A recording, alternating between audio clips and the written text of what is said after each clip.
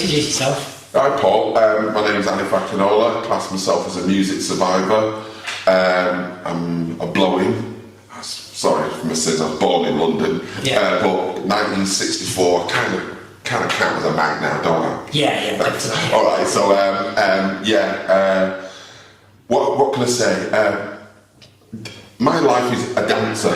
That's how I got into the music business. I was a dancer, and I used to dance in various clubs. First club I ever went to was the Best Disco in town, New Century Hall, Mike Shaft, Piccadilly 261. It's the best disco in town. Number one is on around. It's a freak. The freak. Hey. You know what I mean? So that's just to listen to radio all the time. So used to go there. And then after that I went to another club called Smarties, which was on Cross Street next door to Spinning, near where Cloud9 and Rolls Royces, Mr. Royce's used to be and stuff. And then we used to go down on a Saturday night, and that was more disco and stuff. And then we heard about another club that was happening on a Saturday night, which was absolutely good, about called Rafters, which was basically my schooling, my heaven, my first introduction to me, Colin Curtis and John Grant. And then we went down to Rafters in about 1981 and stuff, and that was just a baptism of jazz, funk, soul and stuff, and clothing and fashion and style. A lot of young black kids, mixture, and and people used to come from Birmingham, London, upwards to that club. And we went there to I think it finished Christmas 1983. Rafters, not many people, was Rock World. Giles was in that space. It was a downstairs bit, of which, ironically, I think Alan Erasmus and Tony Wilson kind of say was an influence on one of their musical influences. So I went there, and then after that, my next favourite club was Club Berlin, and stuff, which was Colin Curtis and Hewan Clarke playing jazz, because I'd met Hewan. I saw Hewan coming to Rafters a couple of years before, and I remember him seeing him, it's like his baptism, when he walked in there, just shocked like, no, I do not know about this place, you know what I mean, and he was just mortified, you know what I mean, but he was like, he just straight on the floor. So so then the Club Berlin, and then it was just any and every club, like Rabinski, Strawberries, Wiggly Worms, Millionaires, Cloud9 Royces. Honestly, it was horrendous, the number of clubs I used to be going out. And then the crazy thing is that then you wouldn't be going out Friday, Saturday night, because the black music clubs, the guys wouldn't allow the black kids in because they didn't drink beer. So what they do, all kind of the black music nights was from Tuesday, Wednesday, Thursday, you know what I mean? And so it was really, Hacienda, and probably, Hacienda, the first kind of Saturday one. Rafters was on a Saturday night, I would say that was a Saturday night, but that had closed by then. But the whole kind of economics of what nights were kind of deemed black music nights was, we were in the week, we went out during the week and stuff, and then Saturday night, match of the day, you know what I mean, with Frank Boff and stuff. I was trying to Steve Williams yesterday, give him a shout out, he DJ'd at Hacienda. And he was saying that you were a legend on the music scene, you influenced house music, and you were a big influence on Stu Allen. Saying an influence, I was a follower, and what's crazy is that 80s, if you think all the music things that happened, you had hip-hop, you had house, you had electro, all these different things were coming through at the same time, merging, crossing, and and stuff like that.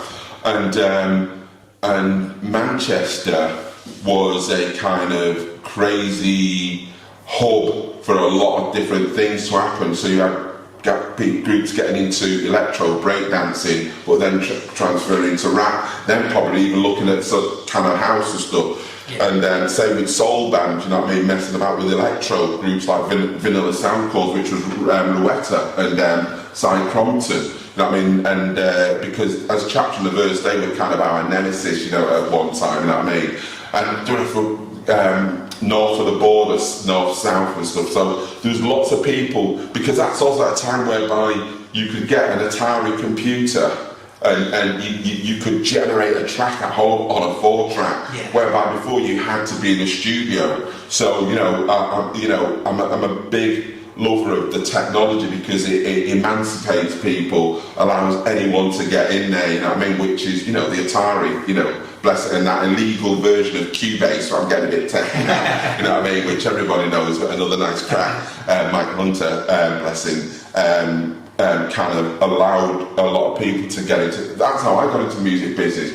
I still can't play, if you ask me to play a G or thing, I can't do it, I don't know it, you know what I mean, I can't do it, all mine is like, well, I like that one, which is how when I met Colin Thorpe in Berlin, he just, I'd go round to his house in Cowsby Street, Moss Side, and we'd like, oh, that's a nice chord, why have you done them other ones, why have you done, just stay there, leave it there, and he'd go, all right then, you know what I mean, bless him, the most, beautiful kind of human being, and, we ended up making music, and we formed Chapter and Verse, and then I love Chapter and Verse. We went out with these other people, you know what I mean, and stuff, and obviously we ended up getting.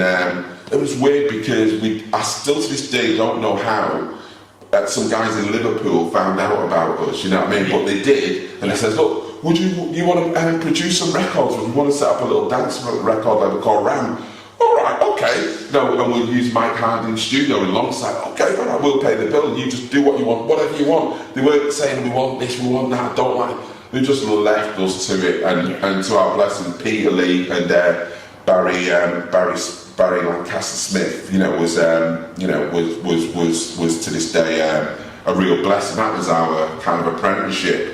And the first record we put out was Chapter and Verse, All This Never 2. Then we put out Gary Buchanan, a kind of a soul swing thing. Then we put out an amazing record by a guy called, it was like a cut-up record. It was a mimic of a famous record called Double D and Steinsky. I can't remember, it's Grand Groove. That was a record by Grand Groove.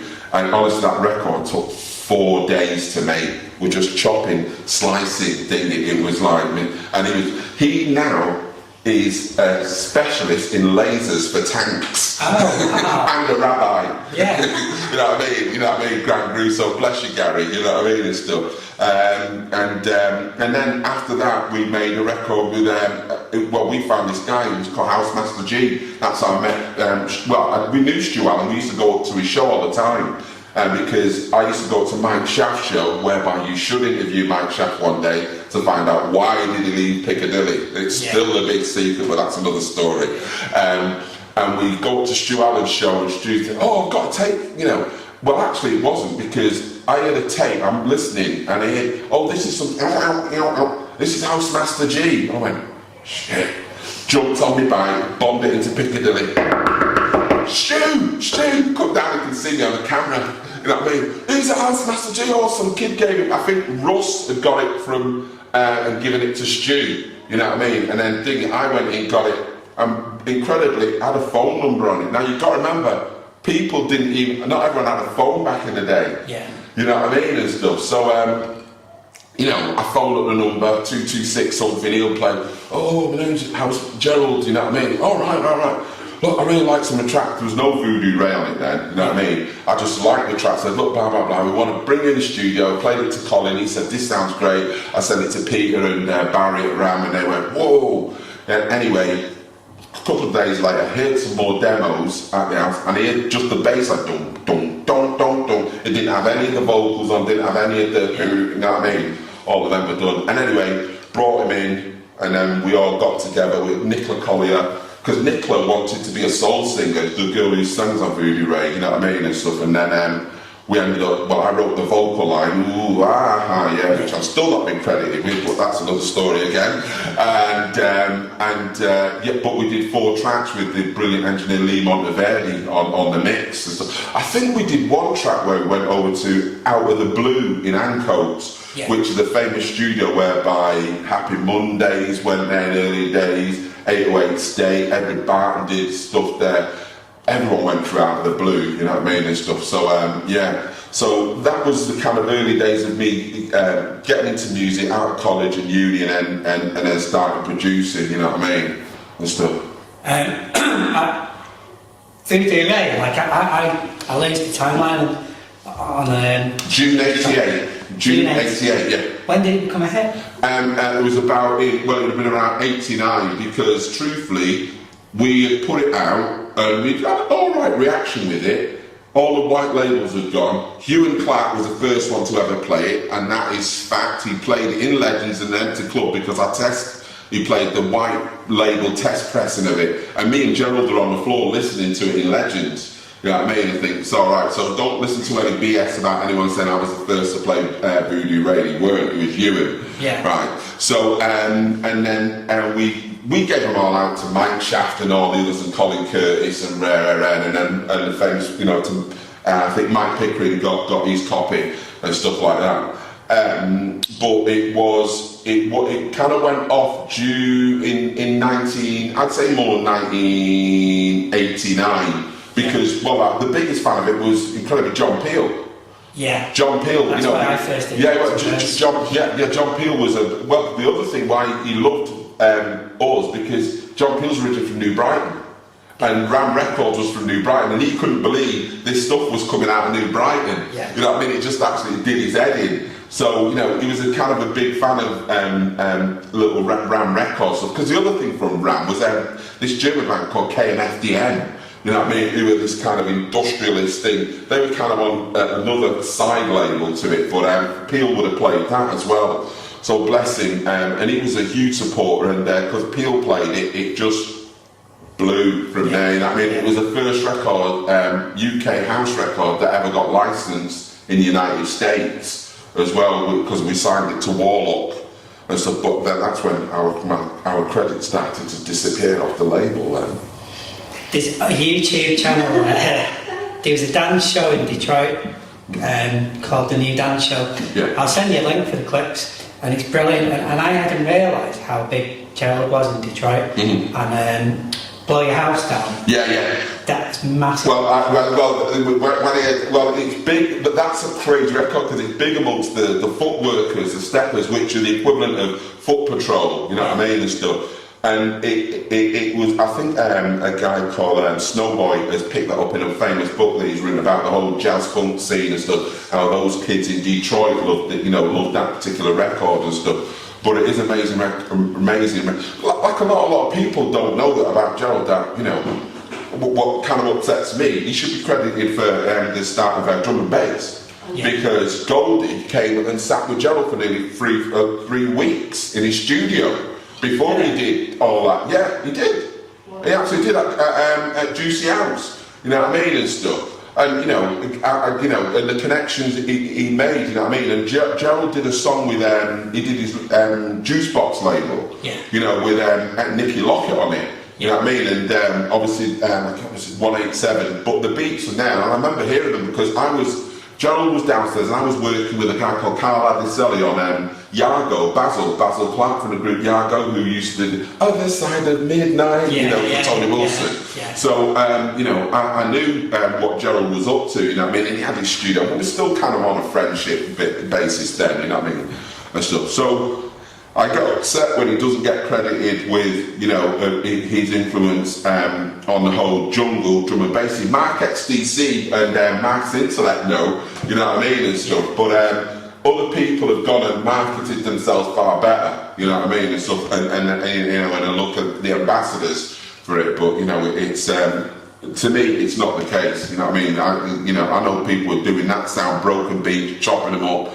and just rinsing. Because the other thing you've got to remember is that at the same time that's happening, we're getting the whole Start Junglist thing, which was not coming in late because you're not playing no jungle music, and then basically, as many of the black people do, take the term, flip it around, and use it right, call it junglist, you know what I mean, and stuff. Yeah. And Sankey Soaps, which was opened up by Andy Spiro and Rupert Campbell. Rupert Campbell was in a group called Secret Society, which had Len Sissy, Yvonne Shelton, and stuff like that. And I remember them saying, "Oh, we're going to open up a club in Sankey's." What? It's a shit hole. What do you mean? You know what I mean? He said, no, and they just visit it. But I kind of people say about the Hacienda, I believe that club wouldn't have happened if they hadn't gone to Hacienda, because what happened, people went to the Hacienda and saw it and think, okay, it's a great space, but it's only a big cavernous place. I can find my own warehouse, I can paint it blue, I can put a sound system in. So places like Conspiracy and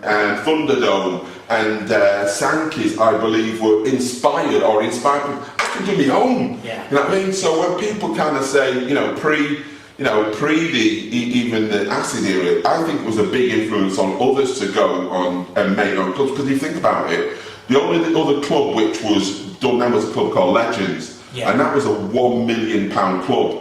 Yes, it was £1 million, that club, done by Mecca. The lights in there were amazing. It was pre-lasers. Well, it did have lasers. It was the first lasers. Honestly, it was the proper footballs. And bless Legends, we always thought it was going to be just footballers in, but the black kids got in there on Wednesday night with Greg Wilson and then later Chad Jackson, Colin Peterson.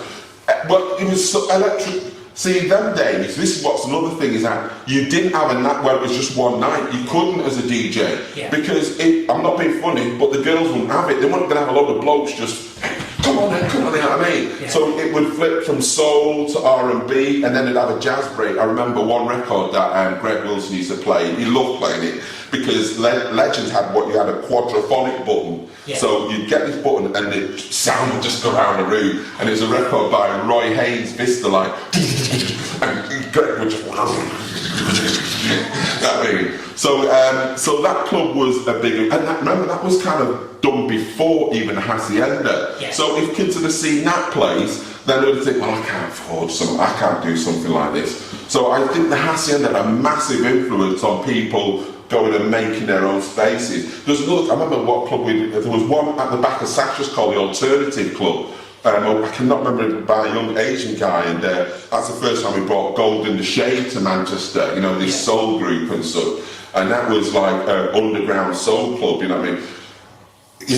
The whole that whole scene was just people trying things, you know what I mean, and having belief and wanting to make their stamp, and you know what I mean. Oh, but you also got to remember, you still had the impression of Inspector Anderson. Everybody home at 2 o'clock. It's Sodom and Gomorrah. You're all going to burn in hell. You know what I mean? It's just killing the vibe. You know what I mean? It's but hey, it was, well, that's when everyone used to go to the Reno, which is then another story. You know what I mean? I'd love to know more about that.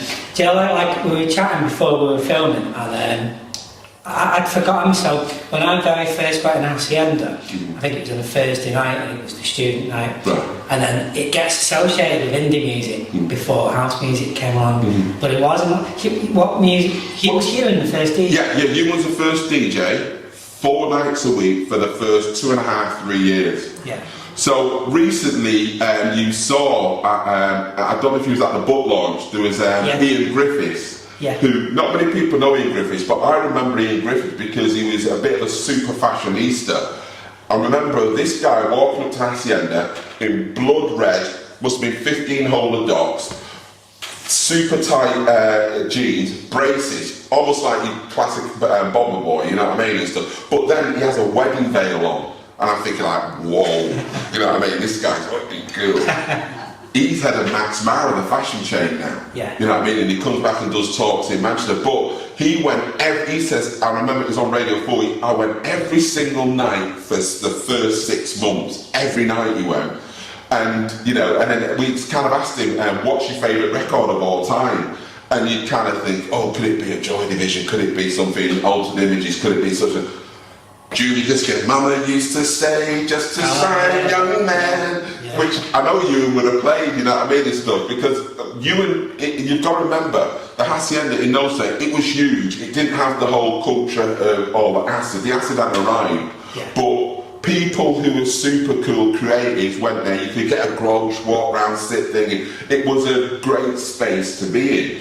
And so, but then one of the difficulties, you had people who were into indie, people who were into kind of pop, people, you know what I mean? How do you blend the mix? And he used to kind of play a mixture, you know what I mean? So things like Heaven 17, Fascist Groove thing, you know what I mean? Then he played stuff like George Benson, Somewhere Beyond the Sea, you know what I mean? Which, that's what I kind of say in Manchester, when you were saying before was Legends just electro, none of the clubs or none of the DJs I knew, you weren't allowed to just be in one lane, play house. You know what I mean? You had to have skills of telling a story through different styles of music, you know what I mean, joining them up, you know what I mean, so everyone got, so you had clubs like Pips and Placemates, which had the alternate room, the disco room, the pop room, you know what I mean, they were kind of precursors of the just stay in a lane music, but most of the other clubs, they were a mixture, you know what I mean, they'd go through a mix. Well, most of the black music orientated clubs, they would go for a mixture, you know, a bit pop sometime and a bit, you know, commercial and things, but house was played in there, go-go was played in there, which Leroy, you know what I mean, you know, bands like Trouble Funk, also there was another band called Def Jam called Dem Sardines, WRO Energy, you know what I mean? You know, oh, that record is amazing. And then you had, you know, you had the kind of mixture. What I also loved about, you know, talk about house, it was the first time visuals ever impacted on me.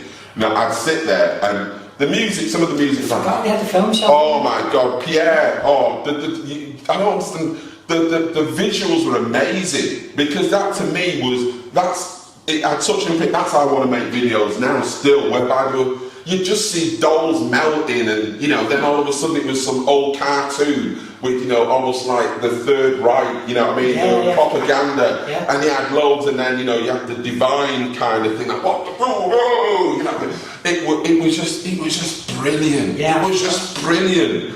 I'd sit there and just go like, wow.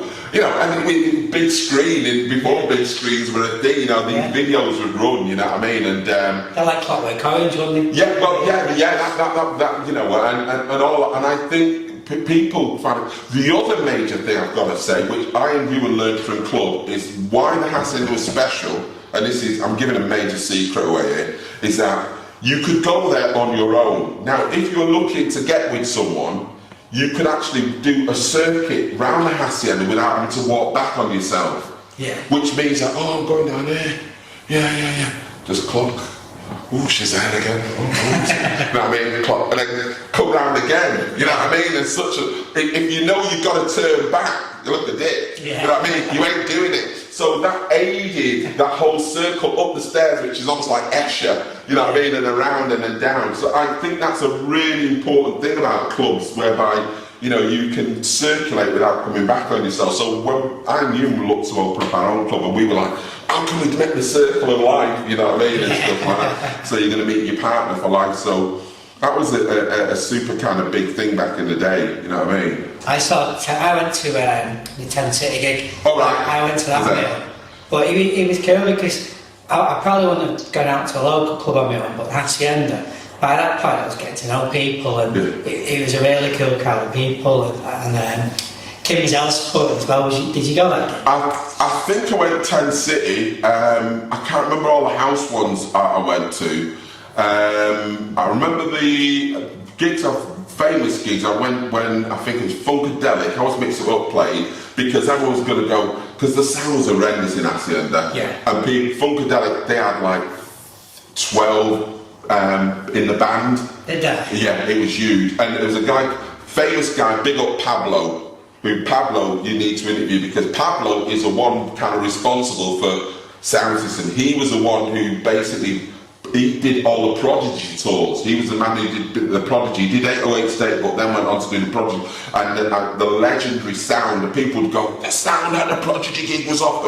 Now Pablo would go in a space, and he would actually go and rip the sound system out and say, this is wrong, and you know what I mean? And people go like, oh my God. You know what I mean? So Pablo did that particular Funkadelic gig, and it was sounding amazing. You know what I mean, and stuff, because you know, it wasn't an easy gig to do sound-wise, anything live in the Hacienda. You know what I mean? That's why Salford University came in like 3 times to sort the acoustics out. You know what I mean? Because basically they got shafted on the opening night. What the people who set it up when it first opened, oh, it's going to sound great, you know what I mean? Because they were worried, you know what I mean? Yeah. But so what they did, like, we fixed it now, played classical music to all of them. You play a big piece of Bach in a big space, it's going to sound wonderful. Oh, wow, it's great. Sign in, Tony. Oh, great, you know what I mean? Got off, minute an 808 drum. What? You know what I mean? you know what I mean, and stuff. And then, you know, so over the years, I think the best thing acoustic they did was, you know, when the big plastic sheets came down, you know, what you call a butcher's sheet, they were really to keep the heating, because I don't know if you remember, you used to have massive industrial heaters in the Hacienda by the big doors. They had a big blow heaters to keep the place warm, because in the winter it was cold. When you got in there, it was proper cold. I'm just getting a flashback now to when you walked in. Like, it's amazing what you forget about the place, isn't it? Well, there's a video of the fall with Hewan in it and stuff, and that's kind of a good early days. You know what I mean? Before even the sheets went up, you came down the 2 little steps. I think there was a cloakroom over there. Then there was the food bar was kind of thing. Then you went up the stairs, and then it was kind of the big doors where they loaded in. You know what I mean? And that's where they kept the heater by there. But the plastic sheets came in and stuff, and they kind of kept the place warm, but they helped with the sound as well, unbelievably. A bit, you know what I mean? That was kind of the best thing by kind of happy acoustic accident, you know what I mean? So, yeah, you know, that whole era, I haven't spoke about the jazz defectors, you know what I mean? You know, them leaving Rafters and going over to Hacienda and such. The night I was there when Madonna played, you know what I mean? Salts, you know, the Tube were doing it, and I'm not a Madonna fan, I don't care if it's on record. I wish you hadn't bumped, you know, they bumped the jazz defectors and let Madonna on, you know, because Marcel King was on, Broken Glass were on, Kermit and his crew, and there was another act, I can't remember who it was, and then it was supposed to be the jazz defectors, and they got bumped, you know what I mean, and and then the rest of it, can't sing, you know what I mean? Oh, did she mind? I think she wouldn't surprise me. She did, because she'd have been doing a lot of dancing, you know what I mean, and stuff. But you know, music legend and creative, definitely that she is. But you know what I mean? That's like, still would have liked me, Bobby's a jazz defector, to have been on the Tube that night, you know what I mean? And stuff. So legendary. I really do want to kind of have something that looks at the nights before '88, because I was there when a band called Voy von Nostraaken played. Now, I turned up to see you and didn't know who was on. I walk in the club, and on the stage, Paul, it's just milk crates. Milk crates? A stack of milk crates. What? So he said, and Ewan goes, matey, watch. I went, what? Think you had to have a go at them this afternoon. I thought if Ewan had been in earlier in the afternoon, anyway, they come on, and then take out Black & Decker drills. I think, I went, and it sounded great. You know what I mean? I went, wow. You know what I mean? And then one jumps off and he takes an angle grinder to the post in the middle of the house. This has been documented before, but I was there. You know what I mean? And I was like, what? You know what I mean? And the fact that you could do that and have, to me, an impression on people was so powerful. That's art.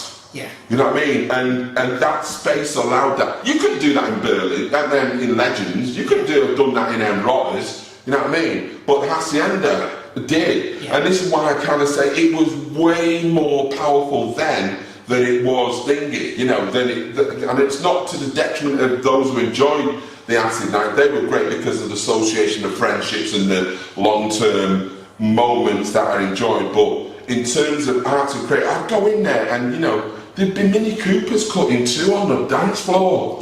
You know what I mean? And then people would come in, oh, you know what I mean? And they're just sat in, you know, in a half-cut Mini, you know what I mean, on the floor. Or I'd come in, and I remember there was a ship one time. Yeah, a ship. There was an old kind of galleon ship one time in there for a couple of weeks because of a play. Another time I came in, there was a big crucifix, like a Ku Klux Klan meeting.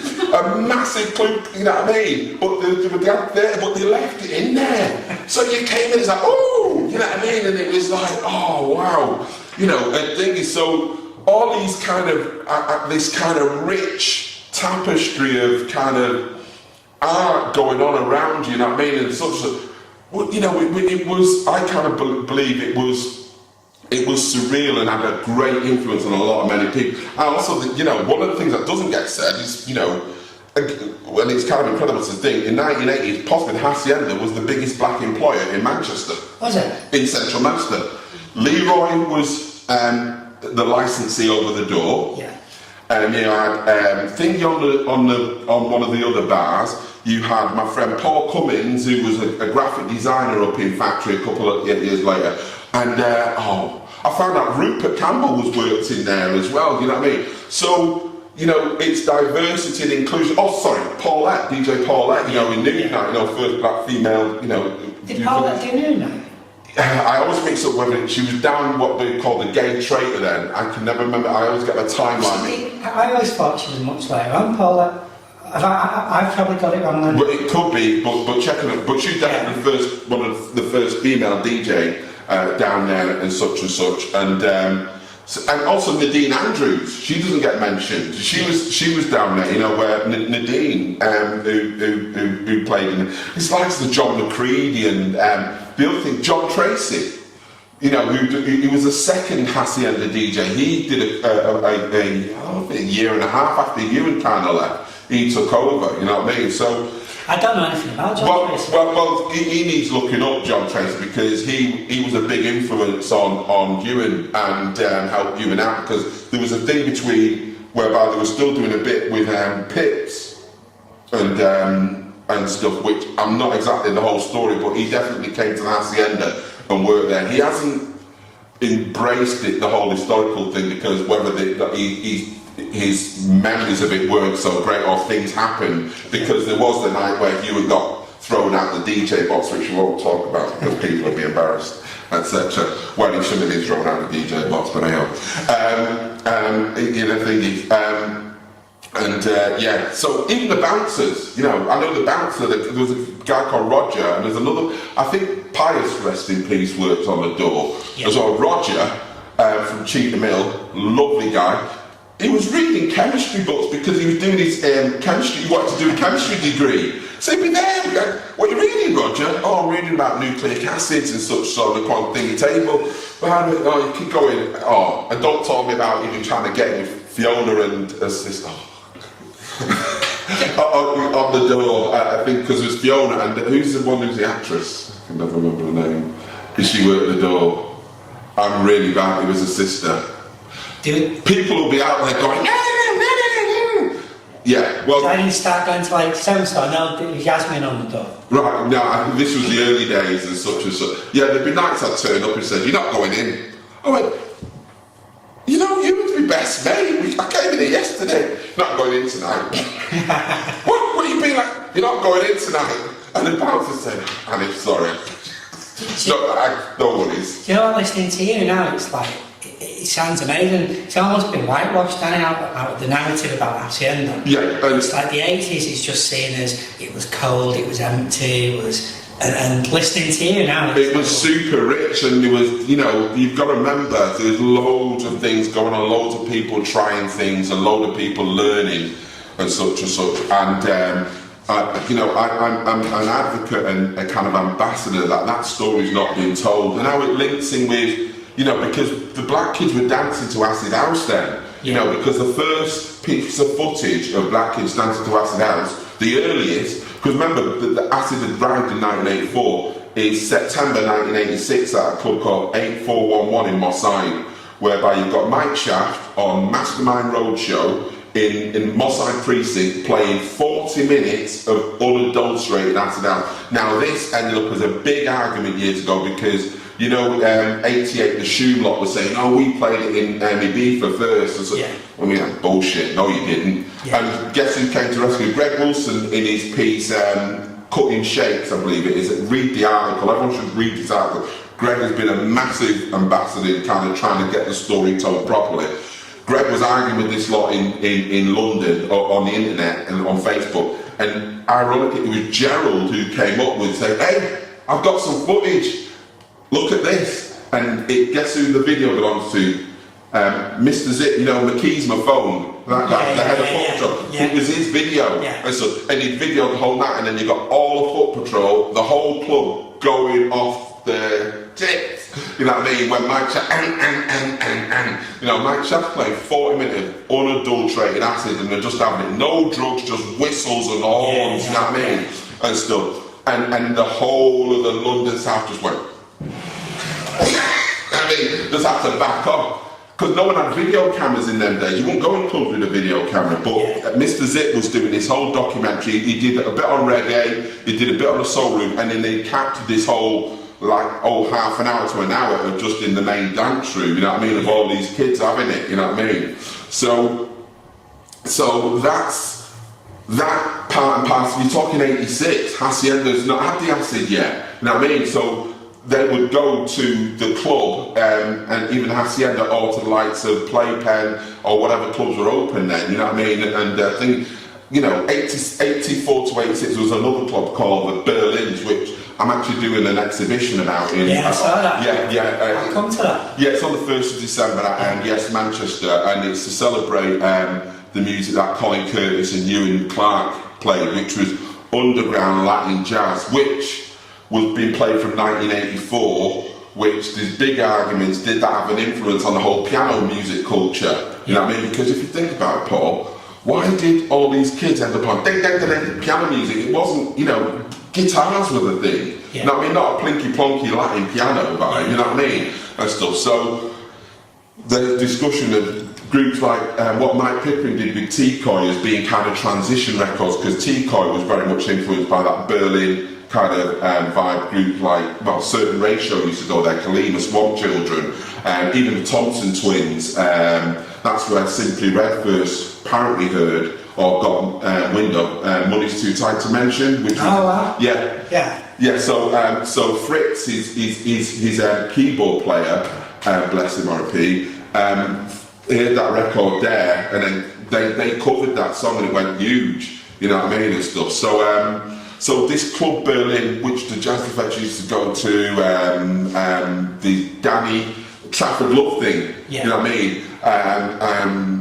There was loads, and Tony Quigley, who were in Certain Ratio, not Certain Ratio, Swamp Children and Kalima, you know. They did a video in now. So we're doing a afternoon in kind of celebration of that. So it's got Hewan Clarke, Colin Curtis, and we've got Giles Peterson, because Giles Peterson came to that club really young and basically stole the playlist. And he admits it, you know, and he gives praise to Colin Curtis, you know what I mean, and then made 2 compilation albums on Morgan Cairn Street Sounds records called Jazz Juice 1 and Jazz Juice 2, and basically they were just a playlist from Berlin's, and he gave credit to, you know, this club in Manchester has been an influence.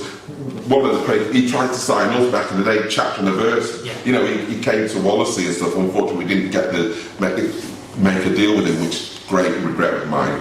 But so I wanted to do something based on that club. So we've got loads of people coming down and such. So tickets still available if you want some. I'll put a link in the description. I'll put a link for you. So I think I need to set a timer, so I lose track of the time. But I think we're at 40 now. About 5 minutes. So I end these with just pick a favourite track from that one. Oh jeez. All right. You know what? I think it's going to be, well, Hewan used to play Thunderbird. Also it's Holland Tunnel Die, but I think it's either going to be Klein and MBO, Dirty Talk, which influenced the New Order record, because that, you know, that Hewan gave that to Pete Hook, and then Pete Hook used it to make Blue Monday. I didn't know that. I didn't know. Right, okay, right, I missed. Right, so well, it's in Pete Hook's book, he credits Hewan. I didn't know. Yeah. So that record, so that would be one. And so there's a picture of Hewan playing it during the tube thing and stuff. You know what I mean? Because Greg made to know of it. But I think my one is one that I sang before, which is the George Benson, Somewhere Beyond the Sea. You know what I mean? Because it, you know, records like Bare Necessities would get played, and I don't care how cool you are. You know what I mean? And that's what it could go through. That's what a great DJ can do, you know what I mean? And when you get people moving, you got them. You know, I've seen women who are not on drugs absolutely get. So they took their clothes off in the Hacienda on the New Year's Eve. I cannot believe it. Running out naked. Yeah, I love this place. And that was before the acid arrived. Yeah. You know what I mean? So, you know, it has great memories for me, along with many of the other clubs, but, you know, because of the space it was and the things I've gone on, and the staff in there, you know, Leroy and the others and the bouncers and such, there's all, you know, it's quite a lot of love there, you know what I mean? I didn't even mention my other favourite club is a gallery, which, you know what I mean, that was another place. I reckon we'll do a part 2 if you're going for it.